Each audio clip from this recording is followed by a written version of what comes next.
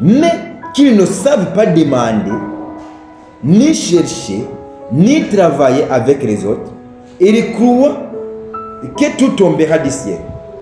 Il faut comprendre ceci. Nous pouvons tout voir, les opportunités.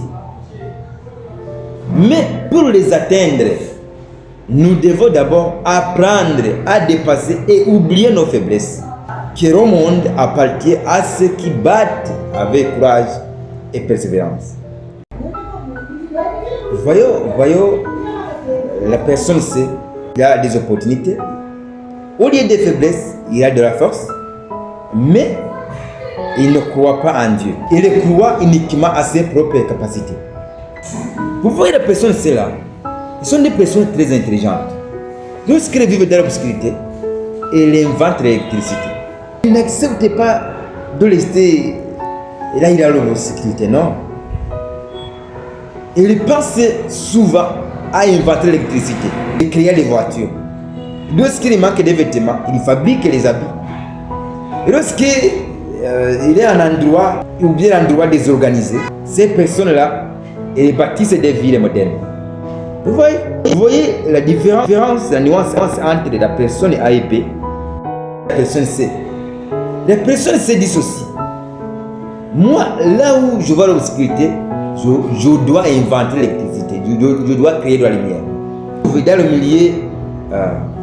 le milieu pauvre, désorganisé, la première idée, son idée, ce n'est pas de prier beaucoup, mais c'est de penser comment bâtir des villes modernes. Amen, amen. C'est ça les pensées d'ici. Oui, il croit à lui seul, il croit à ses capacités, mais quand même, il a renouvelé l'intelligence. Amen, amen. Ces personnes-là, elles avancent beaucoup et aident parfois les autres. L'un des problèmes principaux, c'est l'absence de Dieu dans le cœur. Mais ce sont les gens qui se battent dans la vie, qui cherchent comment trouver les solutions, comment sortir dans les problèmes trouvés, comment il fournit des efforts pour qu'ils puissent trouver la solution. Amen, amen. C'est un pays très développé.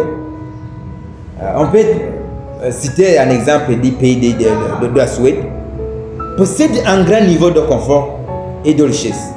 Mais malgré cela, plusieurs personnes tombent dans la vide intérieure, la solitude ou le désespoir, faute de repères spirituels. C'est ça, c'est le problème de la personne ici. Suède, c'est le pays très riche en or, même en diamant.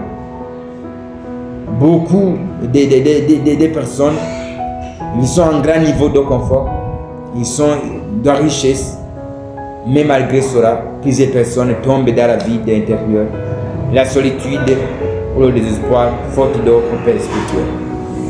Mais en réalité, ce sont les gens qui se battent dans la vie, qui trouvent des solutions. Là, il n'y a pas de solution. Ce sont les gens qui se battent chaque fois. Prenons par exemple le Ghana. L'exemple de la personne A. Il est considéré comme le pays de Ghana. Le Ghana est riche en or. Ou encore aussi le Namibie et le Botswana. Ils sont les pays qui sont riches en diamants. Mais malgré ces ressources naturelles, une partie de la population, ils vivent vraiment de la douleur, notamment à cause de manque de transformation de la mentalité, de l'intelligence. La Suisse possède énormément d'or dans les banques. D'autres peuples sont venus chercher des richesses africaines en échange d'objets simples ou de faibles avantages, parce qu'il avait développé une intelligence stratégique et une vision économique. Pendant son temps, d'autres sont restés passifs et endormis face aux opportunités. Je vais vous dire ceci, mes frères. Même si nous prions beaucoup, même si vous craignez Dieu beaucoup, même si vous participez vraiment dans les églises, mais vous devriez changer d'intelligence. Vous devriez penser. Vous devriez travailler beaucoup. Amen, amen. Il faut avoir de l'exemple de la personne, c'est quand même. Ce sont les personnes, vous voyez, ils ne plient pas beaucoup, mais ils vivent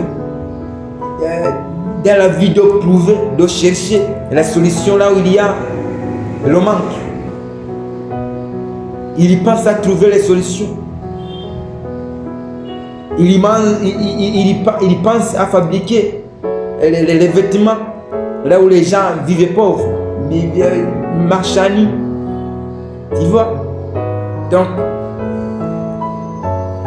il faut que l'Afrique puisse relever, puisse penser trop loin. Amen, amen. Voilà, personne D. C'est des personnes qui possèdent des opportunités, possèdent des capacités. Et ils ont un foi en Dieu. Mais ces personnes-là, il agit avec équilibre.